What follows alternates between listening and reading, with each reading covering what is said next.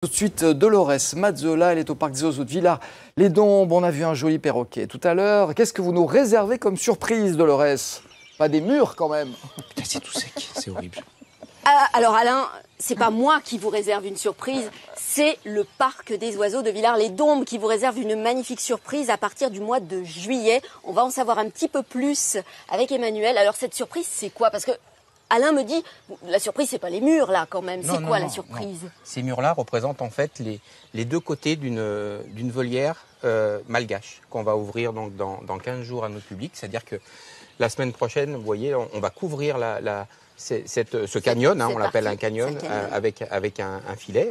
On devine les poteaux qui sont de là-bas, soutien. hein, d'accord. On va mettre 2 sas de part et d'autre.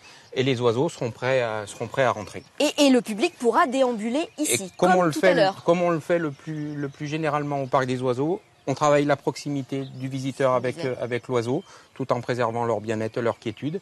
Et donc les visiteurs, vous voyez, leur chemin est bien délimité par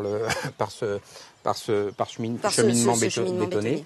Et donc les oiseaux ont plein de refuges en haut, de côté. Alors, Eric, vous êtes vétérinaire ici. Quel type d'oiseaux on va trouver dans cet espace, nouvel espace qui va ouvrir en juillet? Alors on va trouver bien sûr des oiseaux de Madagascar. Madagascar est vraiment caractérisé par son endémisme. Il y a beaucoup d'espèces qui vivent à Madagascar et nulle part au monde.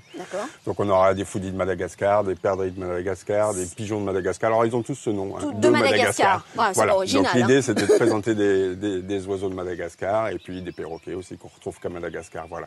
Donc toute cette faune qui est assez incroyable, qui est unique et qu'on retrouve uniquement sur Madagascar. Combien de représentants de ces espèces?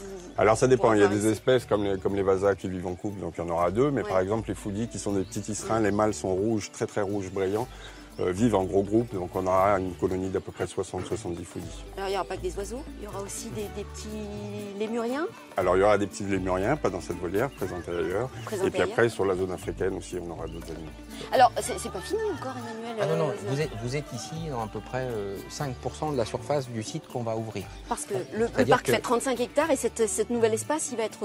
Voilà, paradoxalement au parc des oiseaux, la bifaune africaine était un petit peu sous-représentée, c'est pas un continent qu'on avait encore travaillé. Donc on a imaginé, on va créer un site qui est le plus grand qu'on ait jamais créé au parc, qui va faire près de 2 hectares. Donc on va en ouvrir à peu près la moitié cette année. Vous êtes ici en fait dans la phase de transition, c'est-à-dire l'île Malgache est une transition entre le reste du parc et puis la plaine africaine qui s'ouvre immédiatement après ce canyon. L'année prochaine, on ouvrira une grande volière, 3000 m² avec une avifaune du continent, cette fois-ci africaine. Et puis, dès le mois de juillet, on ouvrira en complément de l'île de Madagascar une plaine africaine de type savane avec les grands ratites, les autruches, et puis des oiseaux qui vont devenir emblématiques de la collection du parc, des serpentaires. Alors serpentaire, c'est pas dans Harry Potter, hein, c'est pas le serpentard. On est bien d'accord, Alain. Un serpentaire, c'est un oiseau un petit peu spectaculaire. Alors si je comprends bien, dans ce parc, vous avez des espaces dédiés par continent. On voyage tout autour du monde. Oui, c'est l'idée. C'est-à-dire que le parc est organisé autour d'un étang central typique de la Dombe. Celui-ci, on n'a pas touché, on a préservé ces paysages très traditionnels de la Dombe.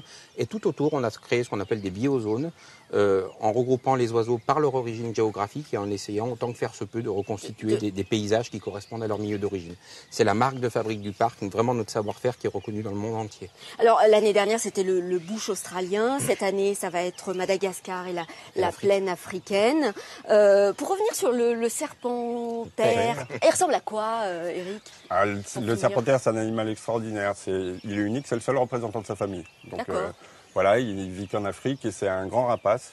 Il ne ressemble pas forcément à un rapace avec des très très grandes pattes et puis une tête avec une collerette magnifique, incroyable. Donc il est haut, hein, il mesure plus d'1 mètre de hauteur et c'est un mangeur de serpents.